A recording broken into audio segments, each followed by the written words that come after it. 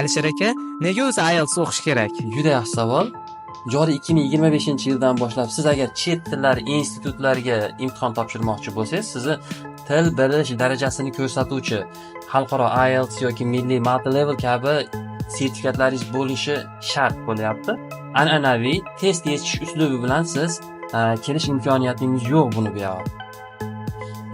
Bu sertifikatlar nafaqat sizni til bilish darajangizni ko'rsatadi, balki sizni oliy ta'lim darajasida mantiqiy fikrlay olish qobiliyatingizni ham ko'rsatadi. Shuning uchun mana xalqaro universitetlarga kirmoqchi bo'lsangiz, shu IELTS ni sertifikatini o'zi bilan siz qabul bo'lishingiz mumkin. Agar siz ham ingliz tilini o'rganib, shu sertifikatlarni olib, milliy yoki xalqaro universitetlarga kirmoqchi bo'lsangiz, Andijon davlat chet tillari instituti boshidagi Inyaz akademik o'quv markaziga kelib, barcha til kurslarimizda multi-level IELTS kurslarimizda ham o'qib, sertifikatlarga ega bo'lishingiz va xohlagan orzungizdagi oliy o'quv yurtlariga kirishingiz mumkin. Biz bunga yordam beramiz.